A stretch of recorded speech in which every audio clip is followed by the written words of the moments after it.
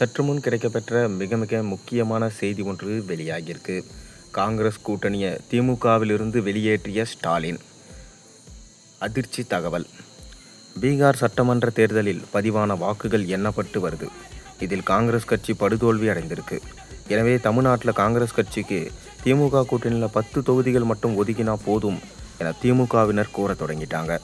பீகார் மாநிலத்தில் மொத்தம் 243 சட்டமன்ற தொகுதிகள் இருக்கின்றன.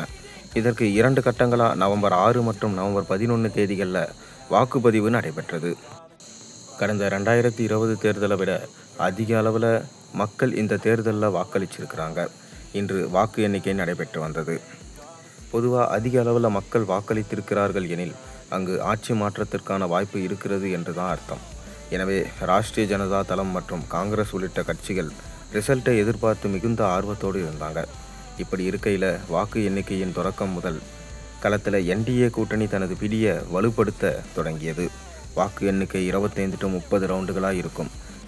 அனைத்து சுற்றுகளும் எண்ணப்பட்ட பின்னர் என்டிஏ கூட்டணியே வெற்றி பெற்றிருக்கு. காங்கிரஸ் படுதோல்வி அடைஞ்சிருக்கு.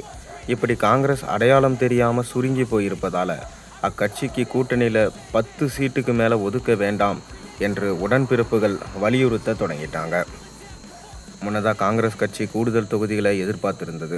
அதாவது காங்கிரஸுக்கு உரிய மரியாதை கொடுப்பவர்கள் தான் தமிழகத்தில் முதல்வராக வர முடியும் என்றும் காங்கிரஸ் அழுத்தமாக கூறியிருந்தது.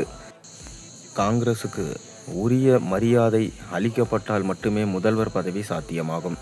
இல்லையென்றால் முன்னாள் முதல்வராகவே திருப்தி அடைய நேரிடும். காங்கிரஸுக்கு உரிய மரியாதை அளிக்கப்பட்டால் ராகுல் காந்தியும் பிரியங்கா காந்தியும் பிரச்சாரம் செய்வார்கள். கட்சிக்கு மரியாதை கிடைத்தால் மட்டுமே வெற்றிக்கு அனைவரும் உழைப்போம் என்று விருதுநகர் காங்கிரஸ் எம்பி மாணிக்கம் தாகூர் சொல்லியிருந்தார். ஆனால் விருதுநகரில் காமராஜரின் சொந்த ஊரில் கூட காங்கிரஸ் வெற்றி பெறவில்லை என்பது தனி கதை. மட்டுமல்லாது கடந்த சட்டசபை தேர்தலில் திமுக கூட்டணியில் 25 இடம் காங்கிரஸுக்கு ஒதுக்கப்பட்டது. அதில் 18 இடங்களில் தான் காங்கிரஸ் வென்றது. இது 72% ஆகும். இருப்பினும் இந்த முறை கூடுதல் தொகுதிகளை காங்கிரஸ் பெற திட்டமிட்டிருந்தது. அதில் உறுதியாகவும் இருந்தது. இந்நிலையில் காங்கிரஸுக்கு கூடுதல் தொகுதிகளை ஒதுக்குவது வேஸ்ட் என்று குறைந்தபட்சம் 10 தொகுதிகள் அதிகபட்சமாக கடந்த முறை ஒதுக்கிய தொகுதியை கொடுத்து முடித்து கொள்ளலாம் என்று உடன்பிறப்புகள் மத்தியில் பேச்சுகள் இருந்திருக்கு. அடையாளமே தெரியாமல் காங்கிரஸ் கட்சி அழிந்துவிட்டது. இதனால் திமுக ஒன்று கொடுக்கும் தொகுதிகளை வாங்கிக்கங்க, அப்படி இல்லை என்றால் கூட்டணியை விட்டு விலகி நீங்கள் நினைக்கிற மாதிரி தாவேக்காவுடைய கூட்டணி வச்சுக்கோங்க என ஸ்டாலின் சொன்னதாக பரபரப்பு நியூஸ் போய்கொண்டிருக்கு.